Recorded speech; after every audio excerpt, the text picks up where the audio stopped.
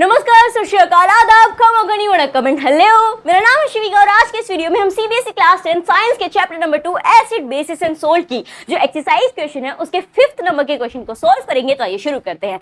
यहाँ पे हमारे पास 5th क्वेश्चन क्या है, write word equations and then balanced equations for the reaction taking place when. यहाँ पे हमें ABCD 4 दिए गए हैं, रिएक्शन के नाम दे दिए गए हैं, हमें इनके वर्ड इक्वेशन लिखनी है, उसके बाद इनको बैलेंस भी करना होगा। वर्ड इक्वेशन लिखेंगे फिर इनकी बैलेंस्ड इक्वेशन भी लिखेंगे, दोनों काम करेंगे। तो ये शुरू करते हैं। यहाँ पे क्या है, dilute sulphuric acid reacts with zinc ग्रैन्युल्स। अच्छा, एक और बात, ये जितने भी हैं ABCD इन सब में एक ही कॉन्सेप्ट है। पहली बात तो कौन सा कॉन्सेप्ट है, ये तो आपका एसिड है जी, बिल्कुल। ये रिएक्ट करेगा जिंक ग्रैन्युल्स के साथ जो कि आपका मेटल है, ठीक है।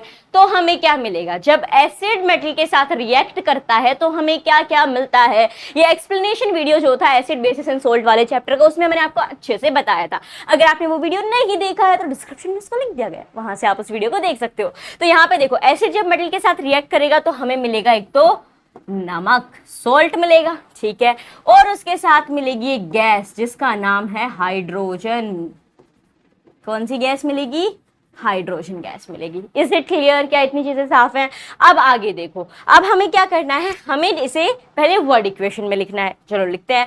हमारे पास है डाइल्यूट सल्फ्यूरिक एसिड जो जिंक ग्रैन्युल्स के साथ यानी जिंक के छोटे छोटे टुकड़ों के साथ रिएक्ट कर रहा है। मतलब ये हो गया अपना डाइल्यूट सल्फ्यूरिक एसिड। फिलहाल मैं वर्ड इक्वेशन लिख रही हूँ, ठीक है। डाइल्यूट सल्फ्यूरिक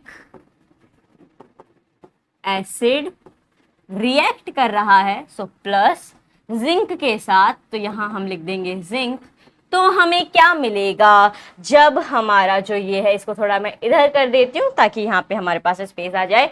जब डाइल्यूट सल्फ्यूरिक एसिड जिंक के साथ रिएक्ट करेगा तो रिएक्टिविटी सीरीज याद करो, जो जितना स्ट्रॉन्ग होगा वो उसको वहां से क्या कर देगा, डिस्प्लेस कर देगा। तो यहाँ पे जो अपना सल्फ्यूरिक एसिड है, यहाँ पे जी बिल्कुल है, तो क्या करें, तो यहाँ पे जो अपना जिंक है वो सल्फेट ले लेगा और आपकी हाइड्रोजन बच जाएगी। तो ये बन जाएगा आपका जिंक सल्फेट जो कि आया salt. So here we get zinc sulphate plus H2, hydrogen gas बच जाएगी। अच्छा, इसको वर्ड में ही लिखना है तो मैं फॉर्मूला नहीं लिख रही, हाइड्रोजन ही लिखना पड़ेगा पूरा। तो यहां कर देते हैं हाइड्रोजन गैस, ठीक है। ये हो गई इसकी वर्ड इक्वेशन। अब क्या करना है, अब हमें करना है इसे बैलेंस। और बैलेंस कैसे करते हैं तो फर्स्ट पार्ट में हमने अच्छे से सीखा था, कितने सारे इक्वेशंस थे बैलेंस्ड इक्वेशन के, तो वही यहाँ पे हमें करना होगा। डाइल्यूट सल्फ्यूरिक एसिड, फटाफट से इसका फॉर्मूला बोलेंगे, H2SO4। This is our dilute sulphuric acid AQ। ये मत लिखना भूलना, इनके स्टेट साथ में हम लिखते चलेंगे, ठीक है। तो ये तो आ गया AQ प्लस जिंक Zn। अब हम बैलेंस इक्वेशन कर रहे हैं, ठीक है। पहले इक्वेशन लिख देंगे फिर उसके एटम्स वगैरह देख के इन्हें बैलेंस कर देंगे। तो ये जिंक हो गया, हमें मिल रहा है जिंक सल्फेट, तो ये आ जाएगा ZnSO4। बच गया क्या, ये किस में है, AQ में है, एक्वस फॉर्म के अंदर है। बच गया हमारे पास हाइड्रोजन गैस जो कि गैसियस फॉर्म के अंदर है। ये लिखी गई अब हमारी इक्वेशन। अब जरा देखो, क्या ये बैलेंस्ड इक्वेशन है, बोले यहाँ पे भी H के 2 हैं, यहाँ पे H के 2 हैं, यहाँ SO4 एक, यहाँ पे भी SO4 एक, जिंक भी वही है। मतलब जो हमने लिखी है वो ऑलरेडी एक बैलेंस्ड इक्वेशन है। तो ये है आपकी वर्ड इक्वेशन ए वाले पार्ट के लिए और ये है उसकी बैलेंस्ड इक्वेशन। फटाफट से आप इसे नोट डाउन कर सकते हैं, इक्वेशन कैसे लिखते हैं ये पहले पार्ट में और इससे पहले 9th क्लास में हम अच्छे से सीख के आ चुके हैं। फॉर्मूला याद होने चाहिए, वैलेंसी याद होनी चाहिए, आप इजीली इन्हें लिख दोगे। आगे बढ़ते हैं बी के ऊपर। बी हमारे पास क्या गिवन है, डाइल्यूट हाइड्रोक्लोरिक एसिड रिएक्ट कर रहा है मैग्नीशियम रिबन के साथ। मैग्नीशियम के साथ HCl का रिएक्शन हो रहा है, क्या मिलेगा हमें, मैग्नीशियम क्लोराइड ऑफ कोर्स। तो सबसे पहले क्या लिख लेंगे, वर्ड इक्वेशन लिख लेंगे। तो चलो लिख देते हैं। हमारे पास आया डाइल्यूट हाइड्रोक्लोरिक एसिड, ठीक है, dilute hydrochloric acid plus magnesium. So यहां लिख देंगे हम मैग्नीशियम। हमें क्या मिलने वाला है, हमें मिलेगा मैग्नीशियम क्लोराइड, क्योंकि यहाँ पे जो हाइड्रोक्लोरिक है, क्लोरीन किसके साथ आ जाएगी, मैग्नीशियम के साथ आ जाएगी। तो चलो लिखते हैं, ये हो गया हमारा मैग्नीशियम क्लोराइड प्लस में क्या बच जाएगा, ये तो आपका सोल्ट आ गया, प्लस में क्या बचेगा, खाली हाइड्रोजन ही तो बचा है ऑफ कोर्स। तो यहाँ पे आएगा आपका हाइड्रोजन गैस, तो हाइड्रोजन।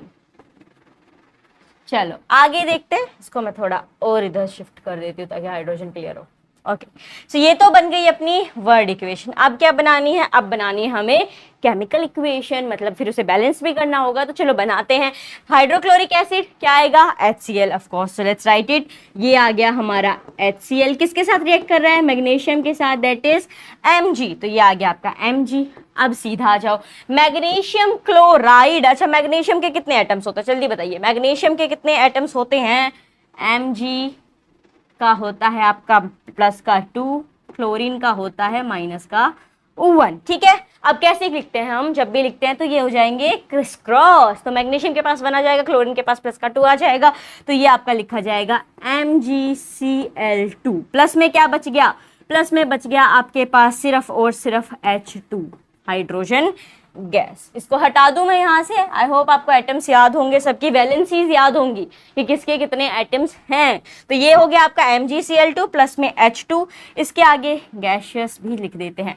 अब क्या ये एक बैलेंस इक्वेशन है, देखना पड़ेगा ये तो चलो देखते हैं। यहाँ पे क्लोरीन कितना है, 2 है, हाइड्रोजन कितना है, 2 है, यहाँ कितना है, बोले यहाँ तो है ही नहीं, सही बात है, यहाँ पे तो 2 एटम्स हैं, यहाँ पे नहीं है। तो क्या कर देंगे, इसके आगे बैलेंस करने के लिए हम हमेशा क्या करते हैं, पहले पार्ट में आप अच्छे से सीख के आए हो, इधर बीच बीच में कुछ मत छेड़ना, सीधा इसके आगे लिख देना। तो ये हो गया 2HCl, हाइड्रोजन के कितने हो गए, 2 हो गए, क्लोरीन के कितने हो गए, 2 हो गए, मैग्नीशियम कितना है, 1 ही है, यहाँ पे मैग्नीशियम कितना है, 1 ही है। तो ये यहाँ पे बन गई आपकी बैलेंस्ड इक्वेशन। ये किस फॉर्म में होगा, ये होगा एक्वस के अंदर। ये आपका मैग्नीशियम सेम यहाँ पे भी ये किस फॉर्म में होगा, एक्वस के अंदर, वो आ जाएगा आपका गैस के अंदर। तो ये है आपकी वर्ड इक्वेशन। में इधर हो जाती हूँ ताकि आपको ये दिख जाए। डाइल्यूट हाइड्रोक्लोरिक एसिड प्लस में मैग्नीशियम, हमें क्या मिल रहा है, मैग्नीशियम क्लोराइड प्लस में हाइड्रोजन गैस। अब इसको बैलेंस इक्वेशन में लिखना था, तो ये हो गया 2HCl एक्वस फॉर्म में plus magnesium gives us MgCl2 plus hydrogen. Is it clear. आगे बढ़ते हैं सी के ऊपर। सी के ऊपर हमें क्या गिवन है, सब मैंने आपको स्टार्टिंग में भी कहा था, सारे के सारे एसिड प्लस मेटल वाले पे ही है कि एसिड और मेटल रिएक्ट करेंगे तो क्या देंगे, सोल्ट और हाइड्रोजन देंगे, सब वही चल रहा है यहाँ पे। तो यहाँ पे आ जाओ, डाइल्यूट सल्फ्यूरिक एसिड है, इसको वर्ड इक्वेशन में लिख देते हैं। तो ये हो जाएगा यहाँ पे डाइल्यूट सल्फ्यूरिक एसिड प्लस में क्या रिएक्ट कर रहा है, एल्यूमिनियम पाउडर। तो यहां हम लिख देंगे एल्यूमिनियम। ये दोनों जब रिएक्ट करेंगे तो हमें क्या मिलेगा, एल्यूमिनियम के साथ आ जाएगा आपका सल्फेट, हाइड्रोजन गैस जो है वो ऐसी की ऐसी बच जाएगी। तो इसको थोड़ा इधर कर दिया जाए, ये यहाँ पे आपके पास है, एक सेकेंड, ये यहाँ आएगा, इसको इधर ले लेते हैं। सो ये हो गया एल्यूमिनियम। एल्यूमिनियम हमें क्या दे रहा है, यहाँ पे एल्यूमिनियम सल्फेट दे रहा है, तो यहाँ हम लिख देंगे एल्यूमिनियम सल्फेट। प्लस में क्या बच गया, प्लस में बच गई हाइड्रोजन गैस, तो वो आ गया हाइड्रोजन।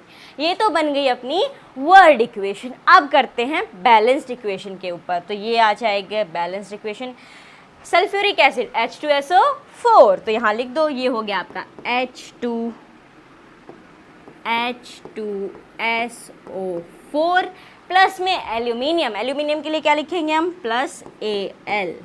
ये हमें क्या देने वाले हैं, एल्यूमिनियम की वैलेंसी +3 होती है, SO4 की वैलेंसी 2 होती है, तो ये आ जाएगा आपका SO4 की इसके पास आ जाएगी और एल्यूमिनियम की SO4 के पास चली जाएगी, जो कि कितनी है, 3 है। तो ये लिख दिया। प्लस में क्या बच गया, हाइड्रोजन गैस H2 यहाँ पे हमारे पास बच गई है। तो यहाँ पे ये हो गया। अब इसे देखना है कि ये बैलेंस्ड है या नहीं है। तो यहाँ देखोगे तो हाइड्रोजन यहाँ पे भी 2 है, यहाँ पे भी 2 है। ओके, SO4 यहाँ पे कितना है, SO4 अगर हम यहाँ पे देखें तो 3 है, यहाँ पे कितना है, 1 ही है, तो यहाँ पे हमें करना पड़ेगा इसको 3। अब SO4 को अगर हमने 3 कर दिया सल्फेट को यहाँ पे, तो देखोगे कि हाइड्रोजन के साथ भी 3 मल्टीप्लाई करेगा, तो यहाँ पे 2 है, 3 2 कितना हो जाएगा, 6 हो जाएगा। वहाँ आपका हाइड्रोजन गैस कितना है, तो यहाँ पे तो हाइड्रोजन का खाली 2 ही है, तो यहाँ पे भी हमें क्या करना होगा, 3 से मल्टीप्लाई कर देंगे, तो ये हो जाएगा आपका 3H2। बाकी देखो एल्यूमिनियम भी यहाँ पे 2 है, यहाँ पे एल्यूमिनियम नहीं है, तो ये आ जाएगा एल्यूमिनियम भी यहाँ पे 2 बन गया। आप फटाफट से चेक कीजिए, 3 2 6, हाँ यहाँ पे भी 6 है, SO4 3 है, SO4 3 है, एल्यूमिनियम 2 है, यहाँ पे भी एल्यूमिनियम क्या है 2 है, तो ये बन गई है आपकी एक बैलेंस्ड इक्वेशन। ये थी अपनी वर्ड इक्वेशन, इसको बैलेंस कर दिया यहाँ पे केमिकल इक्वेशन में लिख के, उसके बाद ये बैलेंस हो गई है। सो ये था सी का आंसर। अब बढ़ते हैं आगे 4th पार्ट की तरफ, दैट इज D1। उसमें क्या है, डाइल्यूट हाइड्रोक्लोरिक एसिड रिएक्ट कर रहा है आयरन फिलिंग्स के साथ। ये बहुत ही ज़्यादा इंपॉर्टेंट है आयरन फिलिंग्स वाला। पहले इसका वर्ड इक्वेशन लिख देते हैं, फिर बताती हूँ कि केमिकल इक्वेशन के अंदर आयरन फिलिंग को आपको क्या लेना होगा। 2 चीज़ें हैं, Fe की हमारे पास 2 वैलेंसीज हैं, तो उनमें से कौन सी हम चूज़ करेंगे। तो पहले तो हाइड्रोक्लोरिक एसिड को लिख लेते हैं। वर्ड इक्वेशन हो जाएगी आपकी डाइल्यूट हाइड्रोक्लोरिक के साथ रिएक्ट हो रहा है आयरन फिलिंग, ठीक है। तो यहाँ हम लिख देंगे आयरन। अब देखो जो आपका आयरन रिएक्ट होगा, Fe हमारे पास 2 हैं, एक +2 है, एक +3 है, इनमें से हम कौन सा लें ये कन्फ्यूजन होता है। तो जो +2 वाला जो होगा वो हमारा फेरस हो जाएगा, ठीक है, उसको क्या बोलेंगे हम, फेरस क्लोराइड बोल देंगे। 3 वाला होगा उसको फेरिक बोल देंगे। तो इन दोनों में से हम कौन सा चूज़ करें, तो देखो दोनों ही चूज़ कर सकते हो। हाँ, वैलेंसी आप 2 भी ले सकते हो आयरन की, वैलेंसी आप 3 भी ले सकते हो, बस उनके नाम पे ध्यान रखना है। क्या ध्यान रखना है, उनके नाम पे ध्यान रखना है। तो अगर मैं 3 ले, अगर मैं यहाँ पे वैलेंसी 3 लूँ तो ये हो जाएगा मेरा फेरस क्लोराइड, ठीक है। उसके बाद प्लस में क्या आएगा, हाइड्रोजन। सिमिलरली अगर हम यहाँ फेरिक क्लोराइड ले, मैं दोनों की वर्ड इक्वेशन लिख रही हूँ, आपको जो सा सही लगता है वो ले लेना। तो यहाँ पे वापस लिख देते हैं डाइल्यूट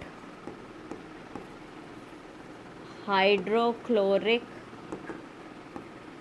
प्लस में iron gives you ferric chloride plus में हाइड्रोजन, ठीक है। अब इनकी केमिकल इक्वेशन लिखते हैं, देन इन्हें बैलेंस करेंगे, दोनों के साथ में लिखते हैं। तो डाइल्यूट हाइड्रोक्लोरिक एसिड प्लस में आयरन है, तो यहाँ पे लिख लेते हैं अपना HCl प्लस में Fe। अब हमने लिया है फेरस क्लोराइड, तो यहाँ पे Fe क्या हो जाएगा, 2 हो जाएगा। क्लोरीन की कितनी होती है, 1 होती है। क्रिस क्रॉस कर दो, Fe के पास 1 आ जाएगी, Cl के पास चली जाएगी 2। तो यहाँ पे ये आपका बन गया FeCl2। बच क्या गया, हाइड्रोजन बच गया, जो हो जाएगा आपका H2। अब ये तो लिखी गई आपकी केमिकल इक्वेशन। अब इसे करेंगे हम बैलेंस। तो बैलेंसिंग में देखो क्या होगा, यहाँ पे Cl कितना है, 2 है, H2 कितना है, 2 है, यहाँ पे नहीं है, तो ये हो गया आपका 2HCl। और अब ये बैलेंस भी हो गई है, as you can see. Fe भी यहाँ पे 1 है, यहाँ पे भी 1 है, Cl2 यहाँ पे है, यहाँ पे भी Cl2 है, हाइड्रोजन भी यहाँ पे 2 है और यहाँ पे भी 2 हो गया। तो ये फेरस क्लोराइड को लेके बन गई। आप दोनों लिख सकते हो, दोनों में से जो भी लिखोगे दोनों के आंसर सही मिलेंगे, दोनों लिख रहे हो तो दोनों लिख लो, ठीक है। तो ये हो गया आपका फेरस क्लोराइड के लिए, ये बैलेंस हो गई है। अब आ जाते हैं फेरिक के ऊपर, तो ये हो जाएगा आपका सेम HCl रिएक्ट कर रहा है आयरन के साथ, हम ले रहे हैं फेरिक क्लोराइड। तो यहाँ पे Cl तो वही 1 ही रहेगा, तो Fe के पास तो 1 ही रहनी है, लेकिन Fe की 3 है तो Cl के पास अब 3 हो जाएंगे। तो ये हो गया FeCl3 प्लस में आपका आ जाएगा H2 दैट इज हाइड्रोजन। अब इसे बैलेंस करेंगे तो Cl यहाँ कितना है, 3 है, यहाँ पे Cl कितना है, 3 नहीं है, 1 है, तो यहाँ पे आ जाएगा आपका 3। तो ये हो गया 3HCl। लेकिन अब देखोगे तो यहाँ तो हाइड्रोजन 2 है, आपने तो यहाँ पे हाइड्रोजन 3 कर दिया, अब तो यहाँ पे भी 3 कर देंगे। तो अगर हम यहाँ 3 करेंगे तो ये तो हो जाएगा 3 2 6, अभी तो 6 हो गया, यहाँ पे भी अब इसको क्या करना पड़ेगा, 6 करना पड़ेगा। तो जो हमने 3HCl लिखा है इसकी जगह हम कर देंगे 6, तो हमारा हाइड्रोजन बैलेंस हो जाएगा, ठीक है, हाइड्रोजन तो बैलेंस हो गया। लेकिन अब Cl बिगड़ गया, यहाँ पे Cl3 है, यहाँ पे तो कितना हो गया, 6 हो गया। अब क्या करेंगे, कुछ नहीं ना, इसको भी 2 से मल्टीप्लाई करा दो, तो ये हो जाएगा 3 2 6, तो आपका क्लोराइड भी यहाँ पे कितना हो गया, 6 हो गया। तो ये बैलेंस्ड है, हाइड्रोजन भी 6 है, यहाँ पे भी 6 है, क्लोरीन 6 है, यहाँ पे भी क्लोरीन 6 हो गया। लेकिन अब वापस से खेला हो गया, अब क्या हो गया, यहाँ पे आयरन के साथ भी तो 2 मल्टीप्लाई करेगा और यहाँ पे तो आयरन ऐसा ही है, तो इसके आगे भी क्या करना पड़ेगा, हमें 2 लगाना पड़ेगा। अब ये इक्वेशन एकदम बैलेंस्ड हो चुकी है। तो ये इसके लिए है, ठीक है, और ये वाला इसके लिए है। फेरस क्लोराइड के लिए हम ये लिखेंगे, फेरिक क्लोराइड के लिए हम ये लिखेंगे, दोनों ही बिल्कुल सही हैं। और इसी के साथ जो आपका क्वेश्चन नंबर 5 था एक्सरसाइज क्वेश्चन का, वो हो गया सोल्व। इसके सारे आंसर हमने देख लिए हैं। सिर्फ क्या था, acid plus metal gives a salt plus hydrogen, यही सारी इक्वेशंस दी गई थी। वर्ड्स में लिखना था, देन केमिकल इक्वेशन लिखनी थी और फिर उसे बैलेंस कर देना था। तो आई होप आपको ये सोल्यूशन अच्छे से समझ में आया होगा। समझ में आया हो तो अपने दोस्तों के साथ भी तो शेयर करो, ताकि वो भी स्पेशली ये जो डी वाला पार्ट है कि Fe2 ले या Fe3 ले, ये अच्छे से समझ पाए। We will meet in the next video. Till then take care, bye bye.